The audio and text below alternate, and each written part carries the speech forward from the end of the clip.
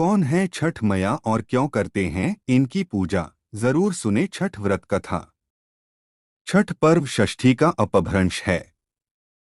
कार्तिक मास की अमावस्या को दिवाली मनाने के 6 दिन बाद कार्तिक शुक्ल को मनाए जाने के कारण इसे छठ कहा जाता है।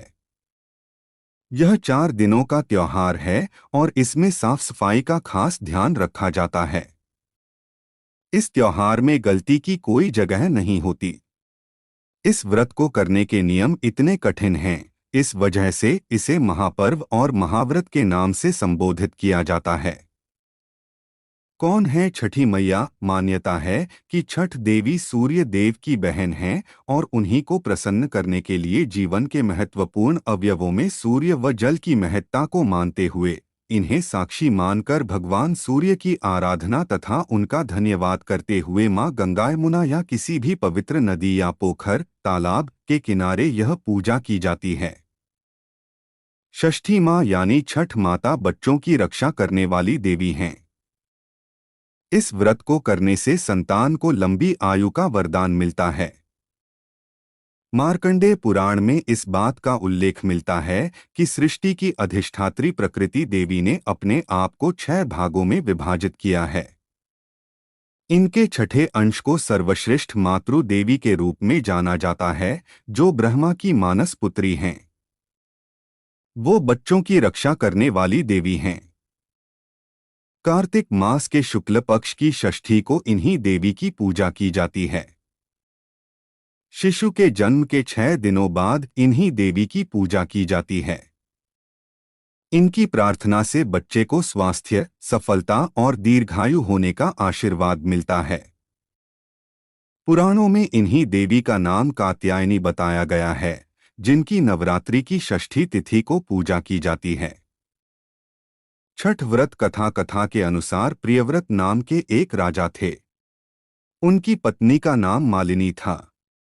दोनों की कोई संतान नहीं थी।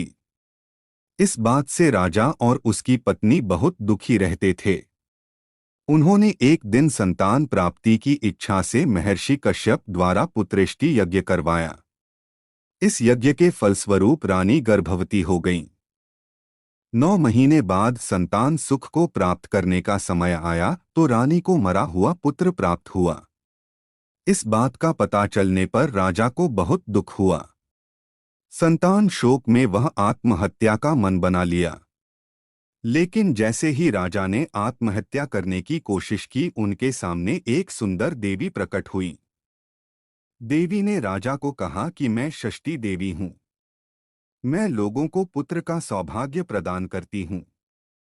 इसके अलावा जो सच्चे भाव से मेरी पूजा करता है, मैं उसके सभी प्रकार के मनोरथ को पूर्ण कर देती हूँ। यदि तुम मेरी पूजा करोगे तो मैं तुम्हें पुत्र रत्न प्रदान करूंगी। देवी की बातों से प्रभावित होकर राजा ने उनकी आज्ञा का पालन किया। राजा और उनकी पत्नी ने कार्तिक शुक्ल की षष्ठी तिथि के दिन देवी षष्ठी की पूरे विधि विधान से पूजा की। इस पूजा के फलस्वरूप उन्हें एक सुंदर पुत्र की प्राप्ति हुई। तभी से छठ का पावन पर्व मनाया जाने लगा। छठ व्रत के संदर्भ में एक अन्य कथा के अनुसार जब पांडव अपना सारा राजपाट जुए में हार गए, तब द्रौपदी ने छठ व्रत रखा। इस व्रत के प्रभाव से उसकी मनोकामनाएं पूरी हुईं तथा पांडवों को राजपाट वापस मिल गया।